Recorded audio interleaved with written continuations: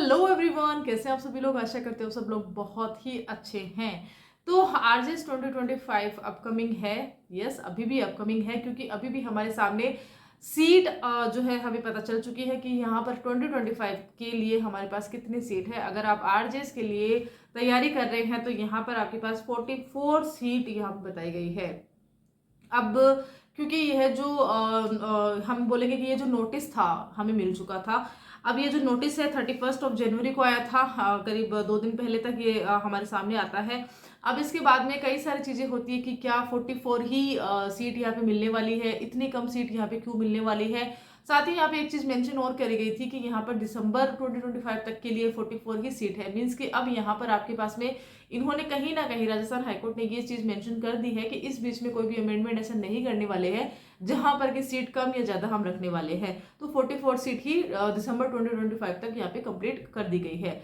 दूसरा क्वेश्चन ये है कि सीट इतनी कम कैसे है। तो अभी जब हमने देखा कि 2024 में हमारे पास 222 सीट थी, तो वह जो 222 जो पोस्ट थे ना, वह 3 साल की मिलाकर थी, जहां पर कि 100 के ऊपर तो किसी भी साल के लिए नहीं थी। तो 3 सालों के मिला के हमें जो है यहाँ पे पोस्ट बताई गई थी। तो कहीं ना कहीं अभी हम देखते हैं कि गुजरात जुडिशरी का भी नोटिफिकेशन आ चुका है। तो गुजरात जुडिशरी ने 1 साल अभी जब निकाला है तो यहाँ पे 212 पोस्ट मांगी है, तो जो कि बहुत अच्छी है। अगर राजस्थान जुडिशरी की बात करते हैं तो 3 सालों का जो ग्राफ रहा है वह 222 रहा है, और यहाँ पे गुजरात जुडिशरी सिर्फ 2025 के लिए 212 पोस्ट पर यहाँ पे वैकेंसी लेकर आई है। तो कहीं ना कहीं 44 सीट बहुत कम लगती है, क्योंकि यहाँ पर कैटेगरीज में ये जो चीजें हैं डिवाइड हो जाएगी। बात कर लेते हैं जनरल कैटेगरी के लिए। तो जनरल कैटेगरी में यहाँ पे 17 सीट बताई गई है, जो कि वुमेन के लिए रिजर्वेशन में रहती है। साथ ही अदर स्टेट के भी यहाँ पर आते हैं, जो भी जनरल कैटेगरी में ही यहाँ पे गिने जाएंगे। तो कहीं ना कहीं 17 जो पोस्ट रहती है वह किस तरह से रहेगी। साथ ही एससी कैटेगरी के लिए 7 सीट यहाँ पे नोटिफाई की गई है, एसटी में 5 है, ओबीसी में 9 सीट है, और यहाँ पे ईडब्ल्यूएस की 4 है, और एमबीसी जो मोस्ट बैकवर्ड कास्ट रहती है वहां पर सिर्फ और सिर्फ 2 बताई गई है। तो यहाँ पर बैकलॉग के लिए शायद 2024 में एक सीट है जो बैकलॉग के लिए बताई गई है, और जो बाकी के जो 2000 जो 3 सालों का था उसमें सिर्फ 1 साल में आपको एक सीट है जो बैकलॉग में है, और बाकी जो है क्लियर है, कुछ भी नहीं है। मीन्स कि सब कुछ बिल्कुल नया है। अब यहाँ पे चीजें ये भी हुई है कि अभी हाल ही में सुप्रीम कोर्ट में यह भी है कि जो सिविल जज हो रहते हैं, जो जूनियर डिवीजन की जो भर्तियां होती है उसके लिए जो एक्सपीरियंस है उसके लिए भी बात की जा रही है। तो हो सकता है तो हमारे सामने जब नोटिफिकेशन आता है आरजेएस का, उसमें हमें कुछ नया भी देखने को मिल जाए। सिलेबस में चेंजेस डेफिनेटली हमें देखने को मिलेंगे ही, क्योंकि नए लॉज हमारे सामने हर एक जुडिशरी लेकर आ रही है। तो राजस्थान जुडिशरी भी हमारे सामने नए लॉज लेकर आएगी, क्योंकि प्रैक्टिकली अभी ग्राउंड लेवल पे नए लॉज चल रहे हैं। तो यहाँ पे अभी जब नई भर्तियां होगी तो नॉर्मल है कि हमारे सामने नए लॉज आएंगे ही आएंगे। हाँ, इसके साथ ओल्ड लॉज आएंगे तो डेफिनेटली ओल्ड लॉज भी आएंगे। ऐसा नहीं है कि सिर्फ और सिर्फ नए लॉज के साथ आपको यहाँ पे नोटिफिकेशन आ जाएगा। लगभग ऐसा ही है, 95% ऐसा ही है कि आपको दोनों लॉज मिलने वाले हैं। तो पढ़ाई अपने उस हिसाब से ही करनी है।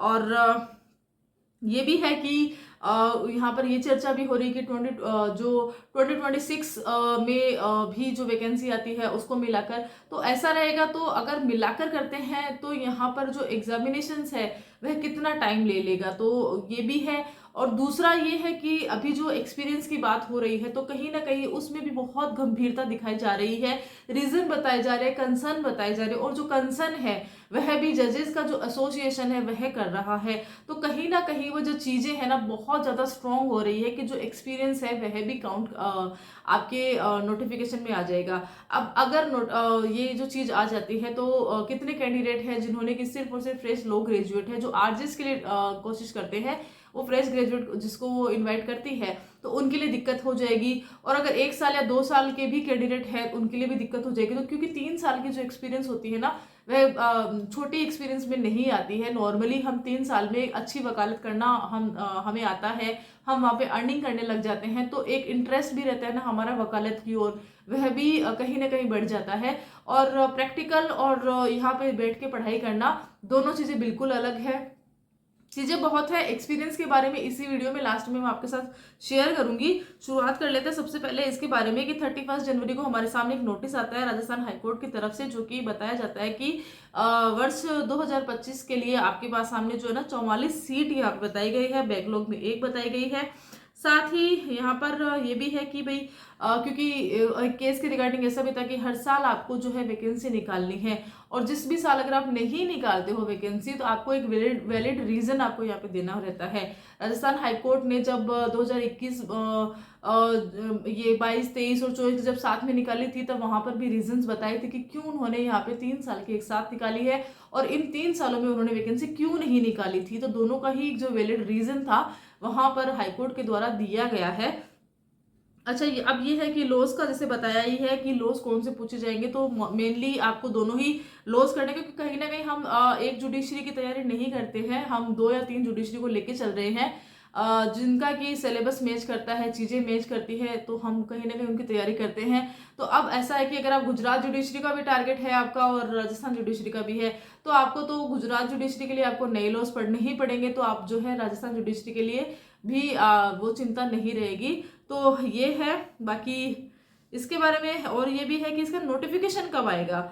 तो नोटिफिकेशन ऐसा है कि चीज़ें अभी क्योंकि एक्सपीरियंस वाली भी है, तो जैसे एक्सपीरियंस वाला भी अगर सेट हो जाता है वहाँ पर भी हो जाएगा। और दूसरा ये है कि अभी जो हमारे केंद्रीय विधि मंत्री हैं अर्जुन मेघवाल जी, उन्होंने भी जो हमारे एडवोकेट एक्ट है उसमें भी कुछ अमेंडमेंट्स करने हैं, जो कि एज अ प्रैक्टिशनर एडवोकेट के रिगार्डिंग वह नहीं रहेगा अमेंडमेंट, अदर के रिगार्डिंग रहेगा। बट यस, यहाँ पर अमेंडमेंट है, तो हो सकता है यहाँ पर कुछ चीजें हैं जो मौका देती है, अपॉर्चुनिटी देती है अदर को भी, जिनको कि यहाँ पे अलाउ किया जाएगा एडवोकेट एक्ट के अंतर्गत अमेंडमेंट के बाद में। तो चीजें हैं बहुत सारी जो अभी भी प्रोसेस में है, इन प्रोसेस है, तो कहीं ना कहीं समय ले सकती है। बट ऐसा नहीं है कि 2026 में ही आपके पास आएगी, क्योंकि 2025 तक बताई गई है, तो मीन्स कि 2025 से पहले ही आएगी। अगर यहाँ का इस नोटिस के सही से अगर हम इसको देखते हैं तो 2025 की बताई गई है, तो हमारे सामने आएगी ही। हम तो यही मान के चलते हैं, और तैयारी भी इसकी शुरू कर दीजिए, क्योंकि लास्ट पैटर्न का हम देखते हैं तो बिल्कुल भी समय नहीं मिला था। बिल्कुल बहुत जल्दी हमारी प्री होती है, मेंस होता है, इंटरव्यू होते हैं और रिजल्ट होता है। बिल्कुल इंटरव्यू के दूसरे 2 दिनों के अंतर्गत रिजल्ट आ जाता है। अब यहाँ पे जो ट्रेनिंग आरजेएस रहते हैं उनको 2 साल का जो ट्रेनिंग 1 ईयर का ट्रेनिंग उनका रहता है, प्रोबेशन उनका स्टार्ट रहता है। अब यहाँ पर उनको भी बेसिक ट्रेनिंग उनको दी जाएगी। अब हो सकता है कि उनकी जब ट्रेनिंग खत्म होती है, तो अब उनकी जो ट्रेनिंग रहेगी लगभग 1 साल का अगर हम मान के चलते हैं, तो उनकी ट्रेनिंग लास्ट में हमारे सामने नोटिफिकेशन तो आएगा ही, ये तो हमें फिक्स ही पता है। हाँ, एग्जामिनेशन हमारी कब होती है, यह 2025 में रहती है या 2026 में रहती है, इसका ये रहेगा ही रहेगा। बाकी एग्जाम पैटर्न चेंज हो सकता है, सिलेबस चेंज होगा ही, तो एग्जाम पैटर्न भी चेंज होगा। नेगेटिव मार्किंग ऐड हो सकती है, नहीं हो सकती है, इसका अभी तक नहीं पता है। बट हाँ, एक्सपीरियंस है, तो एक्सपीरियंस की डेफिनेटली यह भी एक जो चीज़ है, बहुत लग रहा है कि एक्सपीरियंस भी यहाँ पे काउंट हो सकता है। तो तैयारी कर लीजिए। बार में अगर किसी का यहाँ पर अगर आपने अपनी मेंबरशिप नहीं ली है, क्योंकि होता है ना कि हम तैयारी करते हैं तो हम मेंबरशिप या अदर चीज़ों में नहीं जाते हैं, जब हम लिटिगेशन में जाना ही नहीं होता है तो हम उसके लिए बिल्कुल कोशिश भी नहीं करते हैं। बट अब ऐसा नहीं है, अगर आप लो ग्रेजुएट है तो आप ऑल इंडिया बार एग्जामिनेशंस भी दीजिए, आपको बार में मेंबरशिप भी लेनी है। यह दो इंपॉर्टेंट काम आपको करने ही है। कभी भी अगर आपके किसी भी चीज़ के लिए अगर इन चीज़ों की ज़रूरत पड़ जाती है, तो फिर आपको एकदम से अफरा तफरी रह ही जाती है। तो आप ये जो चीज़ें हैं वो बेसिक जो चीज़ें हैं वह आप बिल्कुल कीजिए। अब बात कर लेते हैं थोड़ा सा इसी के बारे में कि जो एक्सपीरियंस का रहता है वह क्या है, कौन सी ऐसी चीज़ है जहाँ पे एक्सपीरियंस मांगा गया है। तो इसके बारे में थोड़ी सी बेसिक डिटेल है, मैं आपके साथ शेयर कर लेती हूँ। बात कर लेते हैं 3 साल वाले एक्सपीरियंस का क्या है कि बहुत ज़्यादा चिंता का विषय हो चुका है। तो इसमें ऐसा है कि अभी जो कंसर्न लेवल तक ये जो चीज़ें हैं, अभी ऑन पेपर ये चीज़ें नहीं है, अभी कंसर्न, लेकिन कहीं ना कहीं अथॉरिटी जो रहती है ना, उन्होंने कंसर्न है। देखिए, अगर हम आरजेएस की बात करते हैं तो आरजेएस जो रहता है ना, उसकी कंडक्टिंग बॉडी होती है हमारा राजस्थान हाईकोर्ट। अब यहाँ पे वेरियस हाईकोर्ट जो रहते हैं उन्होंने अपना कंसर्न बताया है कि जो ये फ्रेश लो ग्रेजुएट्स रहते हैं ना कहीं जो हमारे प्रैक्टिकल ग्राउंड लेवल पर जो वर्क होता है, एडवोकेसी रहती है, वह बिल्कुल डिफरेंट होती है, और वो जो पढ़ के आते हैं वह जो रहता है ना कि कीवर्ड जो चीज़ें पढ़ के आते हैं वो बिल्कुल अलग रहती है। तो यहाँ पर कहीं ना कहीं चीज़ों को समझने में, वकालत को समझने में, क्योंकि वकालत ऐसी चीज़ है कि आप हर दिन यहाँ पे सीखते हैं, बिल्कुल हर दिन आप यहाँ पे सीखते हैं। आपको यहाँ पे पूरा समय देना रहता है जब आप वकालत सीखते हैं। तब अगर आप न्याय दे रहे हैं, अगर आप जजमेंट दे रहे हैं, ऑर्डर दे रहे हैं, निर्देश दे रहे हैं, किसी को सुन रहे हैं, अपनी बात रख रहे हैं, तो आपके पास इतना एक्सपीरियंस होना चाहिए कहीं ना कहीं। अब राजस्थान हाईकोर्ट का तो साथ ही बोलूंगी ही, क्योंकि यहाँ पे वेरियस हाईकोर्ट्स है, तो यहाँ पे हाईकोर्ट ये भी आती है। लेकिन अब यहाँ पे अदर हाईकोर्ट्स का यह जो कंसर्न है अब सामने आ रहा है। उनको पहले ऐसा नहीं लगा था कि लो ग्रेजुएट्स को लेना चाहिए, नहीं लेना चाहिए, लेकिन हाँ अब उनको लग रहा है कि लो ग्रेजुएट्स को नहीं लेना चाहिए। कहीं ना कहीं एक्सपीरियंस यहाँ पे एटलीस्ट 3 साल का एक्सपीरियंस यहाँ पे होना चाहिए। रीजन बताया है कि एडवोकेसी अलग होती है, और यहाँ पे जो डिस्ट्रिक्ट जज जो रहते हैं ना, माफ कीजिएगा, और जो डायरेक्ट रिक्रूटमेंट से आप जो जज बनते हैं ना, उसकी पढ़ाई और उसकी वो बिल्कुल अलग रहती है। ठीक है, सिलेक्शन तक पढ़ाई काम आती है, लेकिन जजमेंट में बाकी अदर जो आगे आप वर्क करते हैं ना as a junior division civil जज के रूप में, वहां पर आपको अलग काम रहता है। और हमने देखा भी था कि कहीं ना कहीं प्रोबेशन पीरियड में भी दिक्कतें आती है जजेस को कि किस तरह से यहाँ पे क्या चीज़ करनी है। तो इफेक्ट होते हैं, जजमेंट इफेक्ट होते हैं, बिल्कुल कहीं ना कहीं जजमेंट भी इफेक्ट होते ही है। यहाँ पर अगर सीनियर एडवोकेट की इस तरह से एडवोकेसी है कि वह अपनी चीज़ें अपने हिसाब से सेट करवा ही लेते हैं, तो यहाँ पर ये भी जो चीज़ें हैं न्याय के रूप में अगर हम देखते हैं तो वह भी कंसर्न हाईकोर्ट्स का है। तो ये भी है। दूसरा ये रहता है कि अब यहाँ पर क्या रहता है कि जजेस की बेंच के लिए बोला है, रिट फाइल यहाँ पे हुई है, रिट फाइल सुनी जाएगी। ऑल इंडिया जजेस एसोसिएशन ने यह जो रिट है वह दायर की है। साथ ही उन्होंने कहा है कि ये जो चीजें हैं ना, 3 साल का एक्सपीरियंस कभी ये हुआ करता था, लेकिन अब जो है इसको बंद कर दिया, तो अब जो है इसको रिस्टोर करे, मीन्स कि इसको कंपलसरी करे, मैंडेटरी करे। अब यहाँ पर न्याय मित्र है, सीनियर एडवोकेट्स हैं, उनको भी ये कंसर्न बताया कि भाई ये जो चीजें हैं एक्चुअली में कंसर्न वाली है नहीं है, ये सारी चीजें उनको भी पूछी है, उनकी भी राय ली है।